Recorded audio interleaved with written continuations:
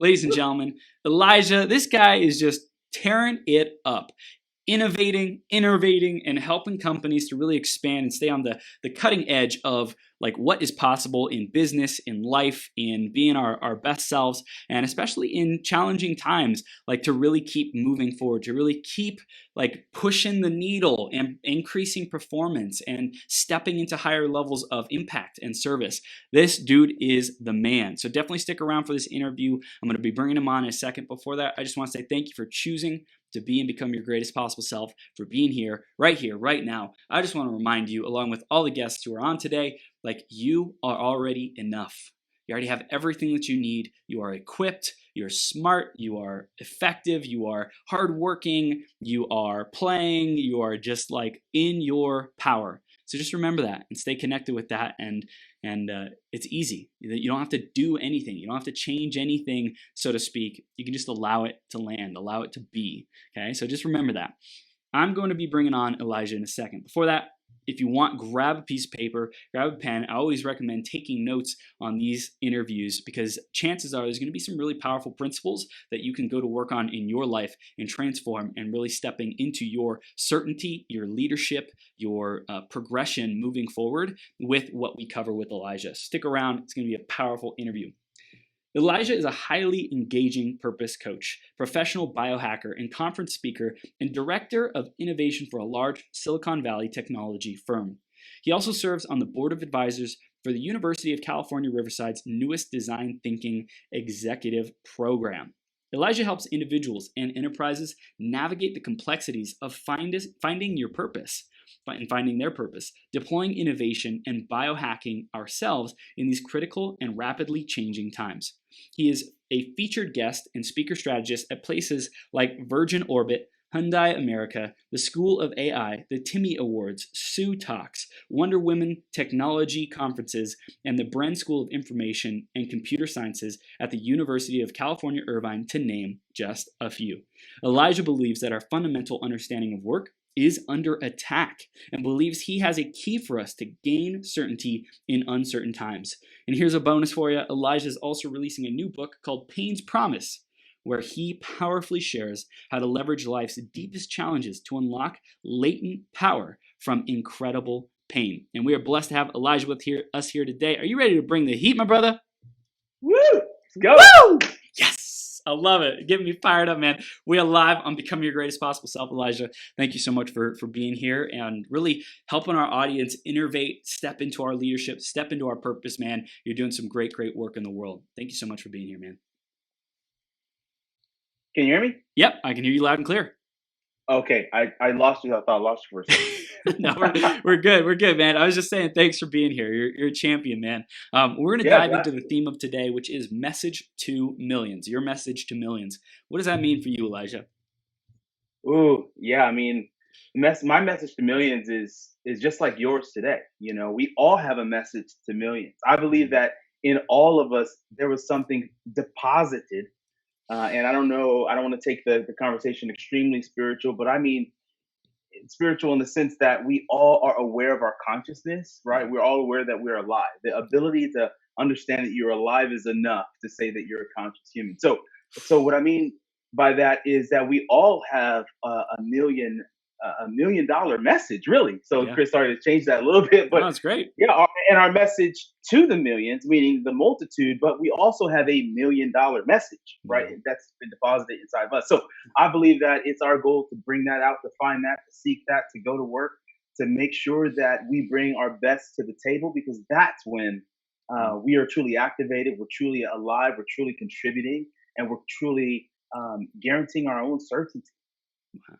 Wow. Dude, I love it. We're going to be diving into that purpose, into creating that certainty, creating that clarity, because I know that's just who you are, man. I feel it. I love that you're already talking about consciousness. Feel free to go woo-woo and spiritual, man. I love it all, man. We'll go wherever we want in this conversation. It's going to be a blast. I mentioned a couple things that you are working on today and how you serve your clients, but in your own words, man, just tell us more. What do you stand for? What are you really here to serve humanity with and our planet with, bro? Oh, that's a good one. Thanks for that. Well, let's start with this. Everyone right now that's watching this and those that are checking in on iTunes or any other podcast, let's let's all take a pause Mm. right now. Like, let's just, before we jump in, even Chris, before we jump in further, but let's just become consciously aware of what's going on in our environment, our world, our Mm. economies, like Yep. all of us. Yep. And if you guys can join with me right now, let's just take a deep inhale through the nose right now. Just join me right now. Here we go. Ready? And then a deep exhale. I want two more of those. Give me two more of Let's those. do it. Try and hold it in for 3 to 4 seconds. Just go in. Inhale. Hold it. And exhale. One more of those really good deep breaths. One more, guys. Ready? Here we go. Inhale. Hold it. And exhale. And to answer your question, Chris, it's that. Mm. It's the present moment that we all are guaranteed. See, we're not guaranteed anything in the future, Wow. and the past is already done. What we're guaranteed is right now. So, to answer your question, it's presence and to be present, Dude. right? Dude, Elijah, my gosh, you're speaking my language, man. Oh my goodness, this is juicy, dude. I want to go back into our journey, in your journey, and talk about like what did it take to get this level of presence, of connection? What did you have to remember? What did you have to let go of? What was your journey like, man? Tell us. Oh, very good. Thanks, man. Yeah, just a lot of pain. Mm. Perfectly honestly, it's just a lot of hard things, dealing with things that most people don't have to deal with. And Mm. there's always the woe is me's, or someone has it worse than I do, or or even keeping up with the Joneses, or whatever that's all Yep. about. Yep. But the reality for me is that, dude, I just went through a lot, and Mm. continue to go through a lot. And so I think that my bandwidth and tolerance is potentially more than other people. And again, I'm not comparing. I'm just saying I've personally gone through more than my fair share. That's why I'm writing this book called Pain's Promise, Wow. which is all about disrupting the way that pain infiltrates our lives. I'll touch on that for a second since you mentioned it. We all go through monumental life pain. By monumental life pain, I mean death, divorce, cancer, job loss, marital failure, all the parts of life, getting kicked out of school, whatever it is, Yep. being poor, right? And I don't just mean mentally poor, I mean physically just being broke, but also being mentally poor in your mindset. And so for me, I've just gone through a lot. And I believe that, in order to utilize all of the experiences that I've gone through, I've got to do something with it. So let me ask a question. When life hands you lemons, Chris, what do we do? Well, we can do anything we want because we're the creators of our freaking reality, bro. But someone might start with making lemonade. Right, right. So, and that's where we all normally go, right? When life Right. hands you lemons, you make lemonade. And so, what I always say is, what happens when you get a shit ton of lemonades, or right? Well, or skinny margaritas or limoncellos, Right. or whatever, Right. whatever your flavor. But so if the pain is the lemons, Mm. right, right, what you do with the pain is the lemonade, Mm-hmm. right? But Mm-hmm. what happens when you get a shit ton of lemonade? Mm. I say that's when you open a lemonade stand. Yeah. And the lemonade stand represents what you monetize, meaning you sell or coach or give or serve. Yep. Right? Mother Teresa had a huge lemonade stand when you think about it. Now, she didn't charge personally, but Right. people gave millions and millions of dollars to her foundation, right? Yep. Because they saw a lady that was beyond herself, that the mission was bigger than her. Yep. And so I would just encourage everyone here to think about, your $1 million investment or your $1 million pain set, and do something with it. That lemonade stand can be monetized or it can be given away. Wow. Wow, dude. So I really hear, before we dive into your journey, and we're going to talk about, what that was like for you, because you experienced a lot of pain. The context is to look at, yes, Elijah experienced pain. We all experience pain. Now, what do we do with it? And how do we truly maximize not just the lemonade, not just, the wisdom that we personally can get from it, but also our ability to serve humanity at such a large level, as well as profit ourselves and create a great lifestyle, a great livelihood, because we deserve that too. We deserve to be rewarded when we've gone through that pain and we develop the skills and abilities to communicate that with people, so it massively transforms their lives. Oh yeah. Dude, Yeah. let's go, man. Let's talk about No, like what good. was your pain, and specifically, these skills of being an innovator, being a purpose coach. Like, how did that evolve for you, man? Yeah, huge journey. And I think ever since I was a little guy, I always have been focused on how to use the things that I've been given. Mhm. And what I think that's a spiritual practice, but I Yeah, also think it's just a common sense practice. Use what you've been given. Like for right now, example, we go into panic and hysteria yeah, over the COVID-19 and the coronavirus, the whole thing. sure. But if you use what you have, you can be centered and unaffected. And that's Mm, how, we talk about creating certainty in uncertain times. That's how we can get there. yeah, So for me, man, it goes from things to dissecting what the experience was. So if you journal or you talk audibly or you're a creator, so you put it mm, into music or song or dance or you write, yep, what I'm saying is somehow you have to have an outlet for that pain to go somewhere. mm, So we can talk specifically about my pain because I'm an open book and sharing what some of those things have been for me. But I'm just giving you more the methodology or the things that I use on a day in day out basis, right? yeah, yeah, So in terms of pain that enters my body, and when I'm talking about this kind of pain, guys, I'm not talking about physical pain per se. mm, Right now, even though some of us have very acute pain situations going on in our body, and it's effective for that too. But mm, specifically right now, I'm talking about the type of pain that hits our emotions, hits our minds, hits our hearts, hits our guts, right? Hits our psyche, right? mhm, And so for me, the types of things that I experience have helped me to monitor how I feel about it, make a determination to what its impact or effect on my life is going to be, mm, right? Which is hard to do up front, yep, but it's a journey. It's a journey. So for example, if someone, did something incredibly wrong to me, when I wake up, I have to decide how is that going to impact me? Am I going to allow it to stale my own energy, thus mm, giving my energy away? Or am I going to do something constructive with that? yeah, Right. So part of it is documenting what the experience is. And again, I listed a couple different ways of how you can document that. And there's mm, more, right? yeah, But documenting the experience somehow to give you some context to get it outside of yourself, right? So mm, if that's a song and you remember the something, and I was an artist and had a record deal a long time ago, but like that was a part of me growing up. You asked how did I get through and how did I deal with some of this stuff. My mom bought us a piano. I remember from Colton Piano. They're not even mm, around anymore, I don't think. But and I had a piano when I was in six. I was 6 or 7 years old. My brother and I had like 8 weeks of piano. I loved going, and my brother hated it. But mm, so my mom bought the piano. I mean, it was like a Schaefer and Sons upright. I mean, it wasn't like but it was what we needed, and it worked well and all that stuff. And yeah, for years, I mean, I would start just plucking, a couple different things on the keyboard on right, the piano until I could understand harmonics and mm, really understand how that played together. And I built this incredible ear from doing that. But Chris, that stemmed from pain, man. Like I mm, was trying to put my pain somewhere, man, and I put it into those keys. And I'm talking about like 8, 9, 10. wow, And I would make up songs and stuff early. And my mom would say, "Get off that piano," because I would play it all the time. And wow, any parent that would be annoying. So let's just wow, be real.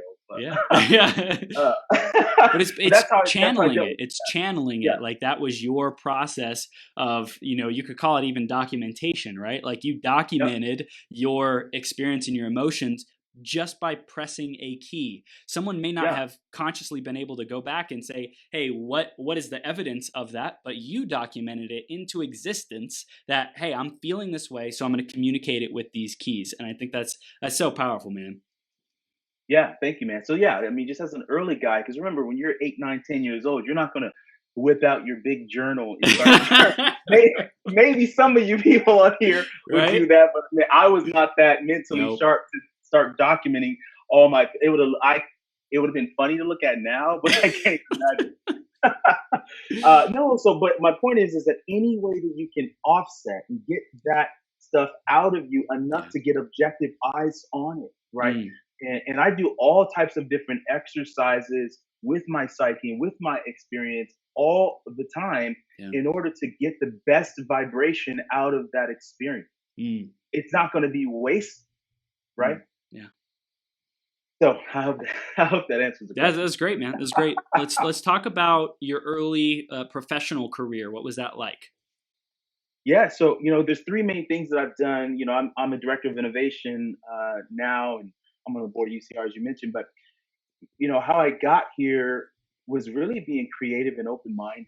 So the three areas where my life is kind of lived was customer support, like helping customers get what they wanted, right, and Yep. feel good about the end of whatever that was. Yep. And sometimes when they didn't get what they want, we created a new want and we decided together what that new want was, and they decided to have that, right? Wow. So customer support, service, success, right, training, and then sales. And so Mhm. I've been a director of training for a large national franchise.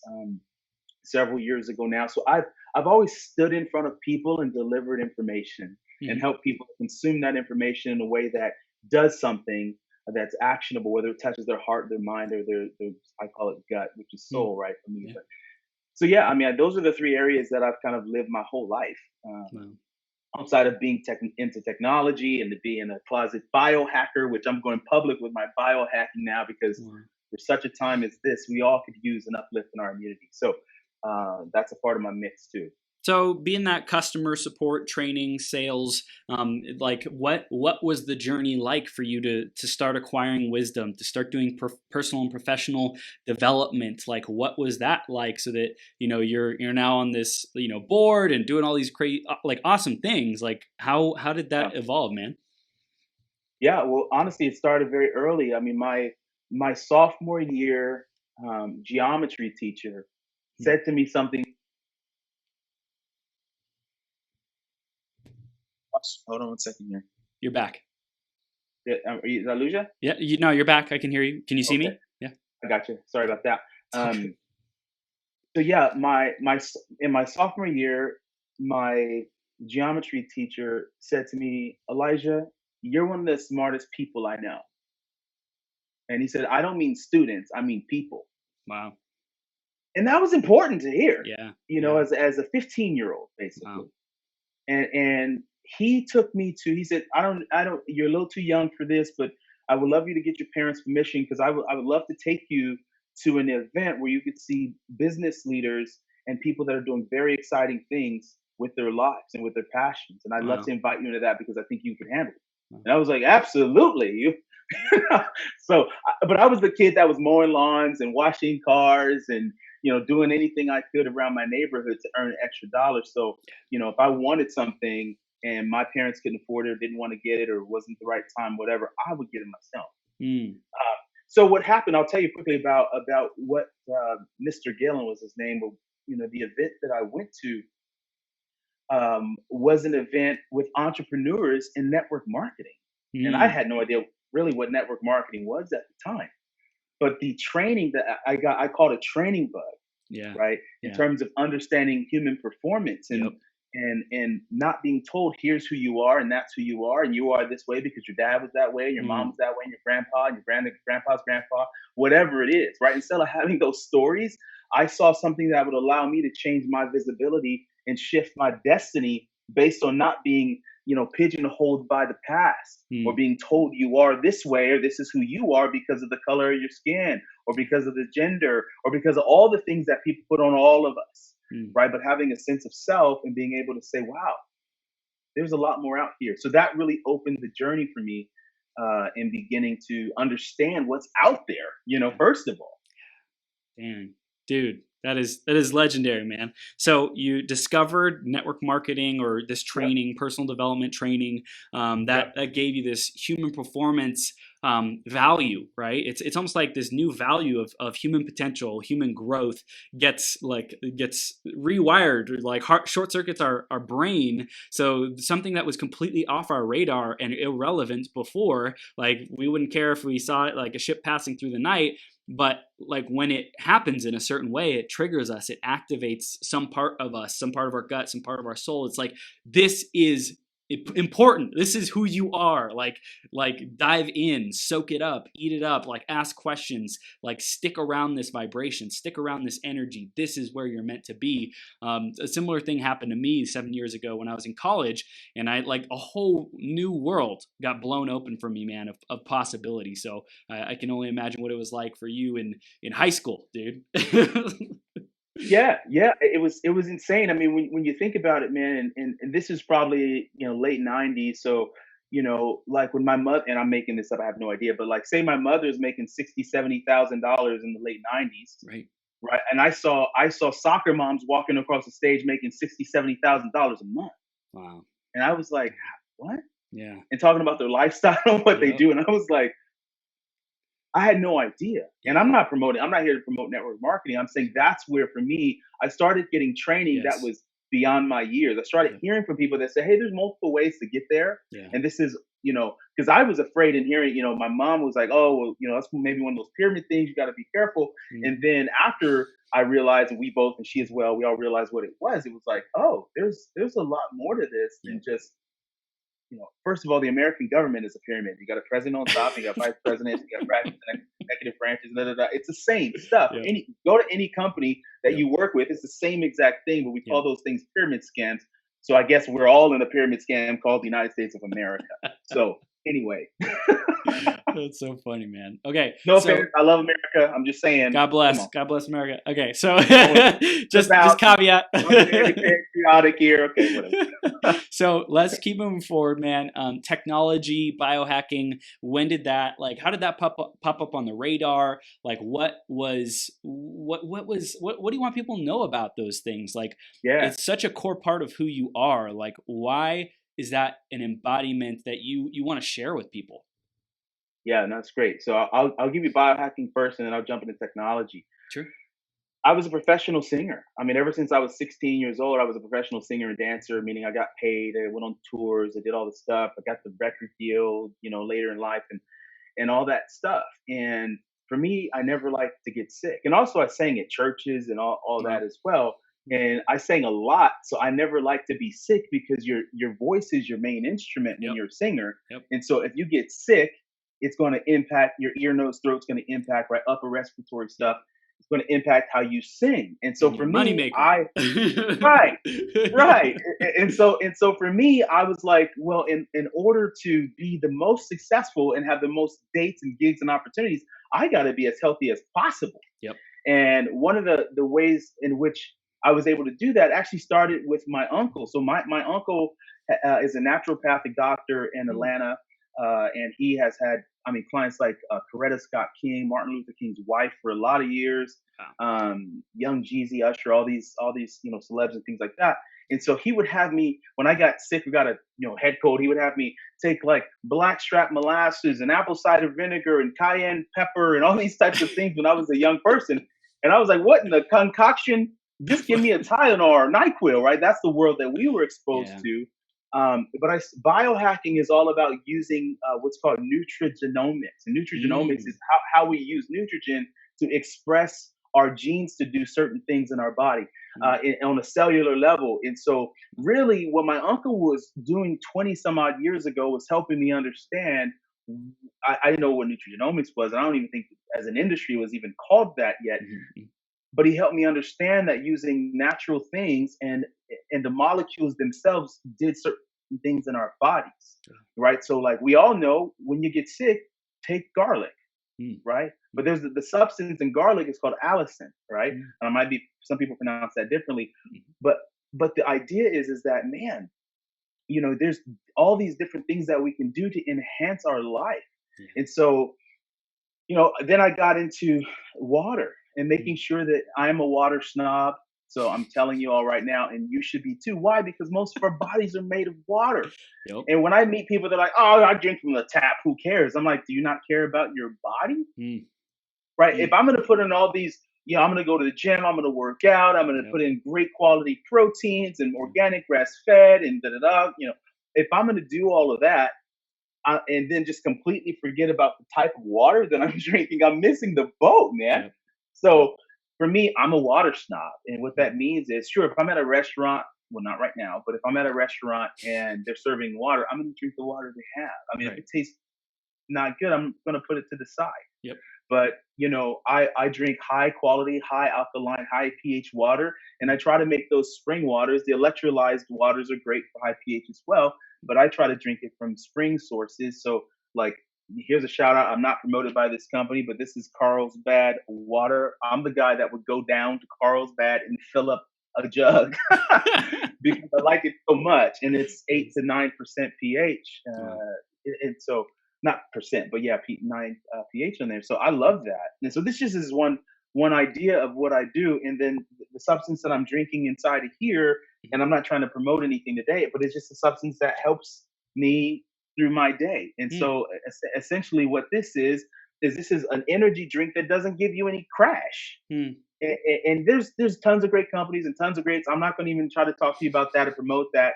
But my point is that, man, there's a lot of great things out there that we can do that are better than just having a cup of black coffee. Because trust me, I've done bulletproof. I've done putting the grass-fed ghee in my coffee with, Yep. black coffee, and that's great too. But if you're caffeine sensitive, man, Mm. you might want to look for some other things. So anyway, there's a lot of things that I do on a daily basis, including having a great fish oil, including having some products in my body. I don't know if any of you have heard of the NRF1 or NRF2 pathways, Mm. or NAD, which are some of the cutting edge of nutrigenomics. And Mm. if anybody's interested, and I can tell you more about it, but basically this is stuff that deals with cell signaling. So Mm. our cell signaling pathways tells our cells what to do. Wow. And so again, I'm a nerdy biohacker guy, so you don't need to know all this, but the point is that there's substances that I use that reduce my oxidative stress by like 40%. Damn. There's things that I use that give my blood like the level of antioxidants in my blood are like when I'm a newborn baby. And this is all Wow. peer reviewed on PubMed. You can find out all scientific Wow. kind of stuff. And so I take supplements and look after companies that are doing this kind of stuff,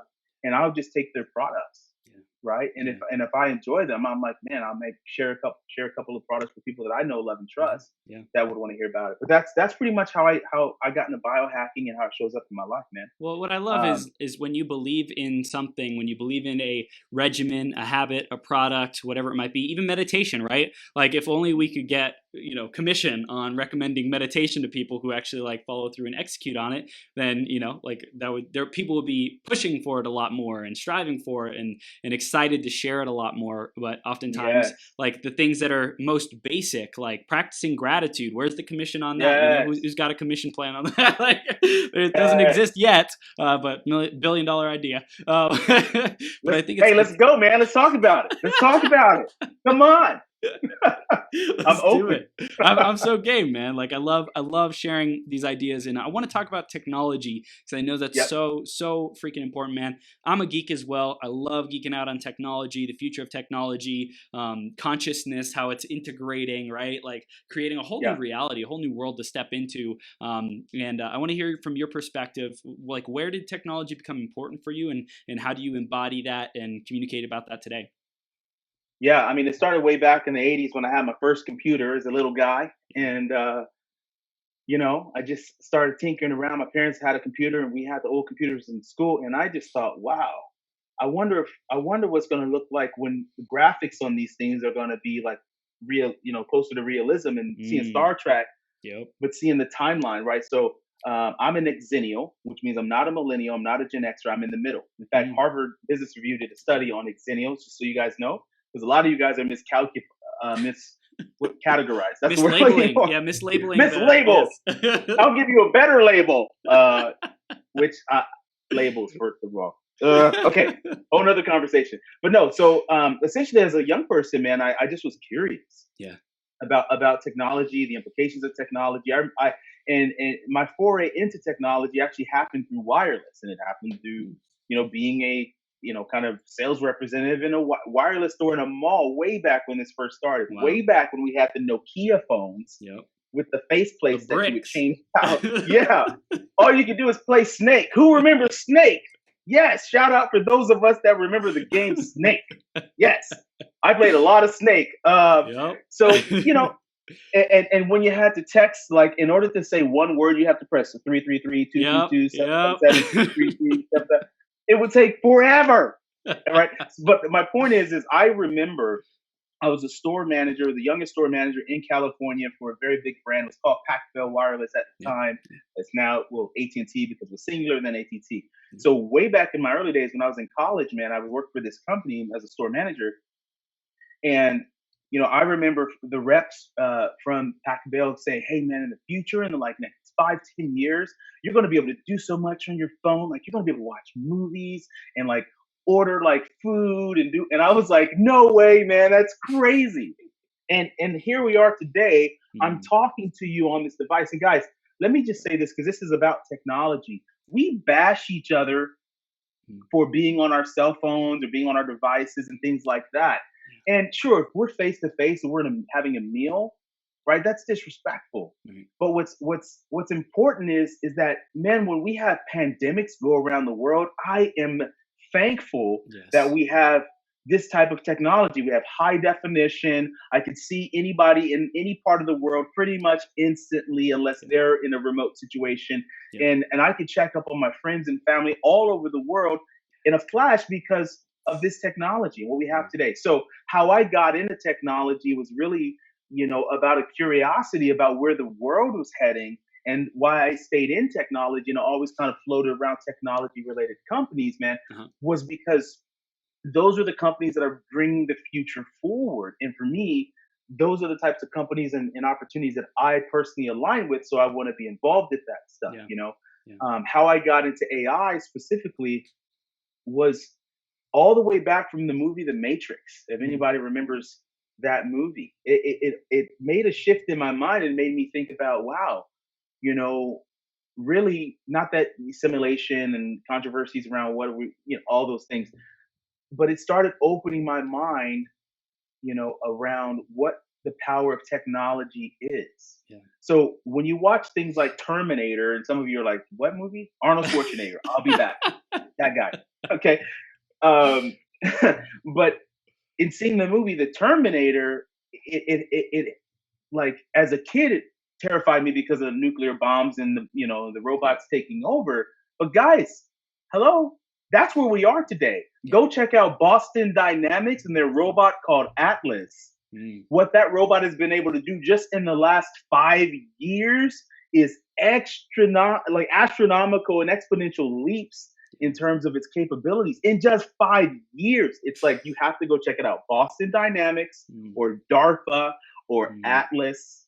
Just go check that out. So, yeah, man, I mean, this is a broad conversation because I got into AI because, not because of Terminator and the Matrix, but because of the implications of the Terminator and the Matrix. And if you ever heard the term, if you can't beat them, join them, it kind of applies. It kind of applies for me. One more thing I'll say on that is AI for me is something that we need to understand the implications, because it is kind of Terminator-esque in the fact that machines are learning. And right now we're in, just what we call dumb AI, right? There's AI, then there's AGI, and there's ASI. And so AGI is artificial general intelligence, ASI is artificial super intelligence. And essentially between AGI and ASI, those are the areas, you guys, where robots become sentient. Right? So if you know about Sophia is the first AI that was given citizenship. Okay. Wow. If you look in the United Arab Emirates, you will see a robot, an AI named Sophia, that has citizenship. Now you might ask yourself, why does a robot need citizenship? And there's decisions that the machines will start to learn and integrate into our society. So when you say, oh, Terminator, Matrix, those are sci-fi movies, guys, this is real. Dude, it's actually happening. Yeah, what I heard is while we're still at this phase of it's not yet here, quote unquote, as far as like the singularity hasn't happened, artificial intelligence hasn't overtaken human intelligence and being able to operate that. Like, we get to create the regulations and the rules and the laws before it's too late. And then, like, people are experimenting, governments are experimenting, the world is like like pushing the limits on it, and then they've pushed too far, and then there's this, cataclysmic event that, wipes out humanity because like Yep. someone said, well, I'm going to give robots emotions and let them, think for themselves in that capacity, and give them a conscience, so to speak, in that capacity. I think that's something I've heard that is like that would be the downfall, is if humanity programs emotions and consciousness into a robot, so to speak. But I think it's all being discovered. Yeah, it is. And right now, AI is really good at making very linear decisions. Yep. And so all artificial intelligence is an ability to make decisions that simulate humans' ability to make decisions. Hmm. But in some capacities, the AI has already surpassed us. So, Wow. for example, some of the research at University of California Irvine, where I'm a speaker at and strategist at and help out there, guys, they are using AI right now today to diagnose cancers. Mm-hmm. So think about this. People say, "Oh yeah, AI is going to replace the people at McDonald's," and I'm like, "Well, what about the high skill workers? Everyone. Like, what about the pathologists?" Yep. Think about it. If AI can diagnose cancer better than a pathologist with high degrees of accuracy, then the pathologist is going to be there. The human is going to be there to do a check and balance. Yep, Yep. that's correct. Yep, no, let's look at that again. Yep. Because the AI is able, the pixels in an AI lens, as they're looking at certain pathologies, they have a better accuracy rate of seeing things that the human eye can miss. So a human Wow. doctor seeing Mm. seeing a biopsy scan is only going to see a piece of it. And sometimes it's going to miss, Right. right? AI will, as it learns, it has a lot of data, takes a Yep. lot of these images to make it make sense. But as we feed data into this platform, the AI will surpass us and almost already has today. Damn. Yeah. Dude, Elijah, this is gold. I want to dive into innovating because I know that's a big part of you and what you are here to share with the world, Yeah, man. Tell us about innovation, man. totally. So, and the word is innovation. So when you think about innovation, Mm-hmm. right, I'm a director of innovation for a Silicon Valley company. Mm-hmm. But when you think about innovation, it's really a fancy way of saying change, Mm-hmm. right? When someone says, "Hey, I'm going to innovate," they're saying, "Hey, I'm going to change stuff," Mm-hmm. right? And those changes are for the future, for better, for more, to be more competitive, da da da, all the things. But what about this word called innervation? So there, innervation is an actual word, and it actually means to, on a very very small level, on a cellular level, to stimulate the nerves. Okay, but we use the word innervation as an internal stimulating of your nervous system and an Mm. internal reapproximation of all your internal systems so that you can thrive and be vibrant and kind of the our segment of this talk is how to be certain in uncertain times. Well, it has to do with innervation. Mm. It has to look at going inside yourself and looking on what we call the 8 areas of life, right? So when you think about personal, physical, relational, spiritual, emotional, financial, right? There's several more, but the thought is all those major areas of life on a wheel of life Yep. we look at and we look deeply at. And Mm. innovation is all about saying, all right, look, in my personal life, I want to look at it with a fine tooth comb. I'm going to take inventory of my life. And again, we walk with people through a 9 month journey on this. We have a mastermind around that. I would be happy to tell the audience more about that. But essentially, we walk together through all the areas of life, and we spend 1 month on each area, and we do exercise and things to help us to dive out our better selves Mm. that are maybe latent inside of these areas. Mm. So, for example, physically, I love yoga. Now, I like, I'm not a guy that like would go, but pump a bunch of iron in the gym. Thank God, I don't have to go to the gym right now. But this morning, I did yoga. I did yoga on IG chat with my yoga studio, and we all Yeah. all were doing yoga. I love that personally. So, Um, but think about, but my point is, on the personal side of life or on the physical side of life, mhm. I'm gonna look at that area, and if it's empty, I'm gonna put something in it, and I'm Yep. gonna put something in it that I could repeat and Yep. have small wins, Mm. tiny goals, tiny, tiny, tiny, tiny goals, right? So like a tiny goal might be like how everyone's doing these push-up challenges right now, see 10, do 10 kind of thing. Yep. I don't know if you guys saw that, but um, do 10 push-ups, and then tomorrow try to do 12. and Yep. then try to do 15, and then try to get to 20, right? Mm. So we're doing that very small goals through all the areas of your life. Mm. And that's innovating. That's saying we're going to look at these areas and we're going to make changes, innovation, innovation. We're going to Yeah. make changes that forward our progress based on, kind of what we've got going on in life. Yeah. And if there's an area that's really, really weak, there's a team that will come around you to support and care for you in the area. If there's an area that's really, really strong, there's a team that will come around you and support you and give you life into that and help you to take opportunities to even blow that out even more. Yeah. Yeah. Plus, I think it's also where we're strong. We get to be also an advocate for other people who might not be as strong when there is that community around us. I think that's so Absolutely. important. Is like when we're thriving in an area, whether it's business or health or relationships, it's like being there for other people who may not be as great in that particular area. I want to dive into how purpose and knowing someone's purpose relates to creating that certainty in uncertain times. Man, what do we need to know about our purpose and who we are? Yeah, no, that's good, man. So let, let, let me put it like this. Mhm. Your purpose is not just what you do every day, right? If I asked you, what do you do? Mhm. Would you tell me your purpose or would you tell me your job? Most people will tell you their job. Exactly. Yeah. And so how we get to our purpose is not just, oh, what's the thing that keeps you up at night? Hey, what's the thing that works you up in the morning? Those are all great things, right? And we say these things, but what's more important about your purpose is if you could not do that anymore, if there was something Mm, on this earth that you mm, could not do at all anymore, if you can find that one thing, that if that was going to be taken away, because for a lot of us, when something is taken away, we go, wait, wait, wait, right? If yeah. it's an opportunity, we're like, oh yeah, that's cool, Mm, right? If mm, I if I say if I put a cookie down and say you can have that cookie, right? And it's the best cookie you've ever seen, and it has all the stuff that your favorite cookie.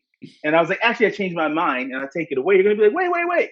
oof. But but if I just say, hey man, I got a cookie. You want a cookie? You don't know what type it is. You don't know what it is. You might, yeah, maybe. I don't know. So Mm, for some people, having something taken away. So think about that. Think about what is the thing that if it were taken away from you. For mm, some of us, it may be like family. Man, if I couldn't spend another lick of time with my family, I would crumble. Okay, yeah. so great. Maybe your passion's around family. Mm, Maybe you got to figure out a way to do something that involves family, teaching, helping, serving, giving, yeah, enforcing rules. No, I'm just kidding. Not enforcing. mm. I'm a dad, so I enforce. No. I love it, man. Well, I'm curious, since you mentioned that, what has being a dad taught you about living your purpose and helping other people live theirs? Yeah, I think being a dad more than anything teaches, or a parent in general, but being a dad specifically teaches us patience. It teaches us that the world is not about us, and it Mm, teaches us that we have an opportunity to give a legacy yeah. to the next generation. And should we take that? For Mm, me, um, I wasn't one of those fathers that said, "Hey, I just, I'm forgive the expression, but being a sperm donor, right? mm, It's like I'm a dad, meaning I have kids, but right? I was one of those people that said, I want to be in my children's life, and I want to be in their life in such a way to impact their futures. mm, And I know, for example, that the way, for example, my daughter looks at men, right, mm. and women, but the way that she looks at relationships, that I have something to do with that. Yep. Like, if I choose to use that, man, I could do something to shape and influence in a positive way the trajectory of her life. Same thing Yep. with my sons. Yep. I realize that I have an opportunity and ability to be the type of dad that gives them what they need in order to succeed in this life. Mm, And I tell my kids will tell you this right now, but I tell them all the time, it is not my job to be your friend mm, until you're 18. And when you're 18 or out of the house, that's when I want to be your friend. And wow. that's when I'm going to do my best to earn friendship with you. Wow. The whole Wow. paradigm for me about being a dad is different. Mm, It's very intentional. yeah. And it's not something that's like, well, I just let my kids do their thing. It's like, no, I don't just let my kids do their thing. I let them do a lot of things freely and creatively, but I'm saying I shape and guide. That's like, well, we're all on this ship, and yeah, I'm the captain of the ship, I think, but I don't know where we're going. We're just taking a ride. Nope. So anyway, I try to lead them to a place. So Yeah. that means that, because I hear a lot of parents and friends of mine that are parents that are like, oh, my son, that's my best friend. And I'm like, so how would you enforce laws on your best friend? Would you enforce Mm, that you got to do this right now? Why? Because I'm your dad? Because I'm your mm, mom? Could you do that with your friend? no. Right? Come over here, get over here right now and bring me a sandwich. Maybe you can do that with your friend. No, but you get the point. You guys get the point, which is my opportunity Yeah. is to bring consistency, to Mm, bring clear values, and help my children understand that I love them immensely. yeah. And so I'm generous with my love. Some people aren't Mm, touchy feely, but if you are with your words, but to me, this gives them a protective nest and a base to go trip, to go yep. bump their knees, to go do stuff and mess up because they know daddy's got their back Mm, and they know daddy's going to take care of them regardless. man. So, I don't know. Dude, this is gold, man. I want to talk about innovation and leadership moving forward. What do you think is essential to really keep top of mind and in our businesses, in our lives, being leaders moving forward in uncertain times, especially, and in the coming years? You say innovation and leadership? Just Yes. making sure I heard that right. Yep. Yeah, so I think that, and many people would agree with me today that our world is changing, and it's changing in the way, not just with COVID, because that's a huge change, Yeah. but I mean changing in the way that we lead. For about 100 years, our economy has been led through a very left brain linear system, Yep. and the system is A plus B equals C, 1 plus 2 equals 3, and that system breaks down with things that are empathetic. And that Yeah. word empathy has come into the business world, and it's going to barge in even more because especially in times like this, when linear jobs are going to be automated, Mm, businesses are going to start looking for empathic leaders that understand and know how to connect with other human beings very well, mm, because they know that the human is going to be the center of the decision and purchasing decisions for a company, just like they are today. But as consumers become prosumers and have more mm, access to information because of the internet, mm. um, we're going to have to become better at providing value and service. And that's going to come through an empathetic model. And many people, economists and Harvard Business Review and other people have done studies around this, but there is going to be a new type of leader that's going to emerge in this next set of economy, and that's going to be the empathetic ones. Wow. So what can we do to position ourselves to develop skill sets, daily practices to develop that empathy and leadership? Well, man, come check out Innovation, right? Yep. I think there's a link at the bottom for you to check it out. Yeah, inner-faith.com. Go check that out. I mean, it's brand new. We're just kind of putting it all together Okay. right now. Actually, I'll just tell everybody that started in 2020. We decided, hey, we're Wow. gonna launch this Innovate platform in 2020. So this is all brand new, and then we got hit by Mm, coronavirus. mm, So we're reshifting what that's going to mean, but it's going to be an online platform for people to discover their journey in themselves. uh-huh. And that's one thing that people can do. But I would focus on listening to podcasts or talks or YouTubes or whatever around leaders that are empathetic. I mean, go check out Mind Valley, for Yeah. example, and Vision and what he's doing over there, because everything is really around consciousness, Mm, right? As humans evolve, our abilities to make decisions and make appropriate decisions about ourselves and who we are mhm. change, Yeah. right? This is not the dog eat dog world anymore, because if it's dog eat dog, all I got to do is use my thumbs and write a review, and then people aren't going to come to your business anymore, right? Mm, So the dog eat dog thing is dying. What's coming to life is value. So how could you, mm, what can you do to increase your value? mhm, Well, start with, look inside your heart and go, do you care about people? mm. If the answer is, nah, man, I don't care about people, then start there. There's look, Chris, there's a lot of people that don't care about people. They're like, Yep. man, if I could just be with my laptop or my this and Mm, I never have to deal with people, yep. I'm good. Mm, Those are the types of people that are going to be disrupted wow. and are going to have a hard time getting jobs. So fix your attitude now. Dude, I love that. I think that's really practical to start working on how connected do we feel in humanity, with our brothers and sisters, with the people in our community, the people around us. I think it's so important to foster that love, foster being of service, foster going out of our way. I'm so freaking blessed, man. My girlfriend like cares so deeply about people, and every time I see her like go that extra mile and just check in on people, she calls her grandma every day. I'm like, you are such a good person. Like, how do you do it? And just like I think surrounding ourselves with people like that, whether it's through podcasts or joining communities like Innervate and all this great stuff you got going on, man. Yeah. I think it's so essential to be around those people in the age of, if we want to get ahead, if we want to be more empathic, if we want to be better leaders, then I would recommend putting ourselves in more situations where we're around other people and we're around other people adding value. United against some or with some kind of greater mission, some kind of Yes. greater vision for the world, and especially taking on opportunities and positions and opportunities to serve that we may not be super comfortable with, but it Right. raises our level of value that we're able to deliver to the world. Absolutely, man. Increase your compassion however you can, because we're really all in this together. Yeah. And the more of us that join with that, we're all in this together mentality. There will be a wellspring that will come forward from your heart, your mind, and your soul that it will lead you in what to do through your unique passion. So, Yeah. um, I want to talk real quick yeah, about Sapio Savant. Why did you yeah, create that yeah, name? yeah. That's my IG handle.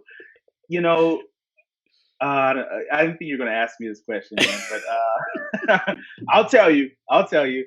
So Sapio, it's Sapio actually, same Okay. thing, Sapio, Sapio. Sapio. It's just like Homo sapien, Right. right? Right. So comes from that. So human, right? That's where that word comes in. It's savant.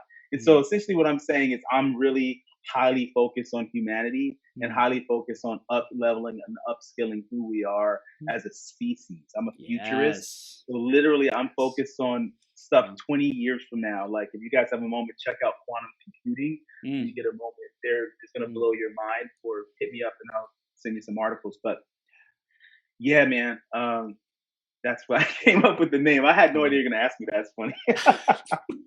Well, dude, it's like you are embodying that, like that's so beautiful that you said, hey, for humanity and like moving humanity forward, evolving humanity, igniting the genius within all humanity and like spreading that so that we can all, activate our greatest powers, our greatest gifts and greatest value to deliver to the world, man. Yeah, man, that's good. Let me hit on that for just a second. Yeah. It all stems from love. Mm. And literally love is the highest vibration. If you're a spiritual person, you already know that love is at the bedrock of everything that is spirit. But if you're a non-spiritual person, you can understand that love is a vibration that you cannot see, but Mm. it's something that is definitely felt. You know when you're in love, you know when you're not in love, if you've experienced that feeling. And that's just one type of love. But the point that I'm making, man, is that if we get our hearts, minds, and our souls centered around what love truly is, and we truly live from that place, we will shift humanity. And for me, that's where all of this stems from. Like, I'm the guy that would talk about, like, I hate to bring it up, but I'm going to, like racism or whatever back in the day, man. I'm the guy that would say, yeah, what about the 25% of white people that marched with Dr. Martin Luther King? What about them? Mm. See, I'm the guy that just doesn't look at, well, we just need to love each other, or I'm the guy that says, how does it actually show up? Yeah. And it showed up in the other people that marched with Dr. King, for example, that said, hey, this isn't right, and I'm going to do something about it. I'm going to go with that guy. Yeah. Right. And they weren't the same color of skin or whatever else. That's just the right heart-centric, loving, compassionate, mindful thing to do. So just using that as an example, we need to all do that more than ever today. That's right. That's right, man. I love it. Let's talk about what types of people would be best to take the next steps with you, man, to contact you, that you love to work with. Like, what are the types of people you thrive being around, you're able to co-create huge impact in the world with, man? Tell us about that. Yeah, man. If you're a person that you just feel stuck and you're like in your own, I think I lost you. I don't know. Yeah. So if you're a type of person you feel stuck, what was after that? Yep. yeah, if you're the type of person you just feel stuck in your life and you've given up or you've come close to giving Mm, up, but you know there's light at the end of the tunnel. Like if you're the person that says, "Look, I know this is meant to be different. It's not though," and I'm losing my ability to believe this anymore. You're my person. See, I'm writing a book called Pain's Promise because I'm saying there is latent power yeah. in your pain. I even go as far as saying your pain is an investment.